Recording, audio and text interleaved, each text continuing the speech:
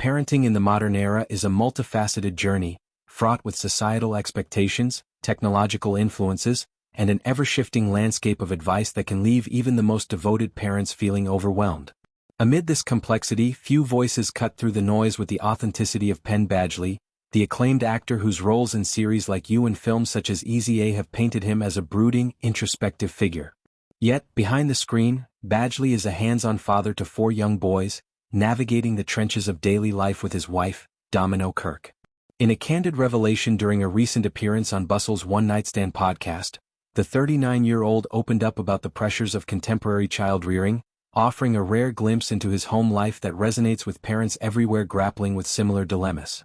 Badgley's decision to homeschool one of his 5-year-olds in a hybrid homeschooly vibe isn't born from whimsy but from a deliberate philosophy centered on play as the cornerstone of early childhood. He and Kirk, a musician and actress known for her work in indie circles, have opted out of traditional kindergarten for their eldest son, prioritizing unstructured exploration over regimented learning.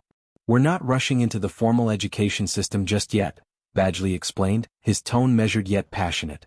This approach stems from a growing body of research, and his own observations, that suggests children thrive when given space to imagine, create, and simply be, rather than being thrust into structured curricula too soon.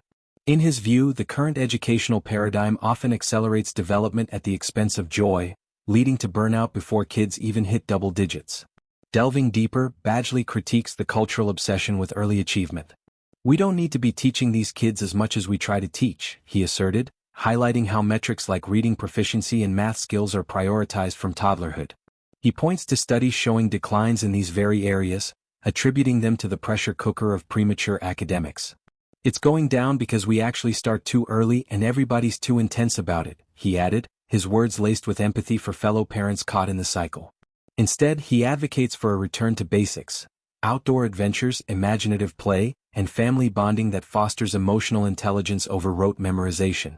This isn't anti-education, it's pro-childhood, a stance that echoes experts like pediatrician Dr. Dimitri Christakis, who warns against the hurry-up mentality robbing kids of developmental windows. Badgley's reflections extend to the neuroses seeping into playground conversations. Living in Park Slope, Brooklyn, a neighborhood synonymous with progressive, affluent parenting, he's overheard chats that border on the absurd. Parents dissecting their toddlers' vocabulary sizes or comparing preschool applications like stock portfolios. "You sometimes hear parents in the park talking about their children, and it's just like, God bless 'em all, seriously," he said with a chuckle that masked underlying concern. "I know we're all trying our best, but the neuroses and the anxiety, it's palpable." This observation isn't judgment, it's a call for collective grace. In a city where competition is currency, Badgley sees the toll it takes: heightened stress levels in children mirroring their parents, sleep disruptions from overscheduled days, and an erosion of simple joys like unstructured recess. At the heart of his commentary is a broader indictment of how society views childhood. "Modern parents don't want children to stay as children," he lamented, suggesting we've lost the art of letting kids be messy, loud, and gloriously imperfect.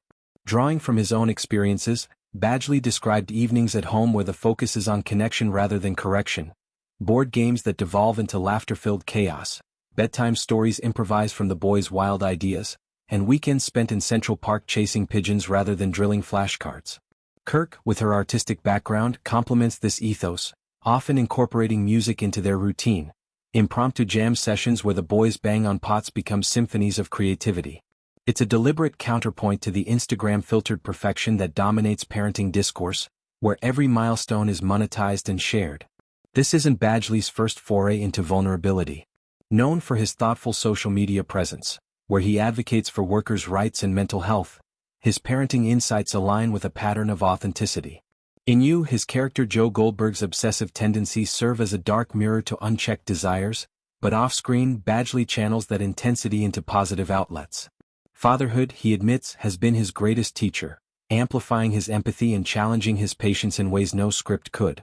With 4 boys underfoot, each with their unique quirks, the household hums with energy, the eldest's budding curiosity, the twins' synchronized mischief, and the baby's gummy smiles that melt away frustrations.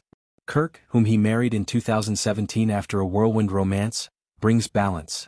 Her grounded perspective reminds him that good enough is often perfect. Yet, Badgley doesn't shy from the shadows.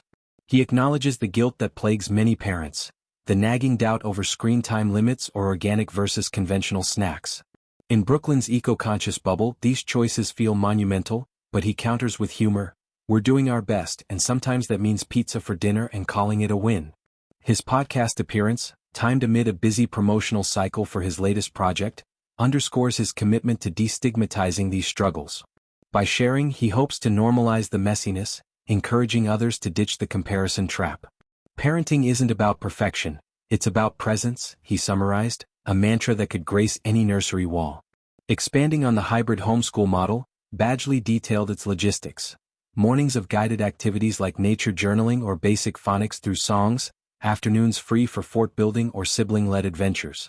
Resources like Montessori-inspired kits and online communities of like-minded families provide structure without rigidity. Financially secure from his acting career, he recognizes privilege plays a role. Not every family can forego traditional schooling, but he champions accessible alternatives like co-ops or public programs emphasizing play. This holistic view ties into his critique of systemic issues.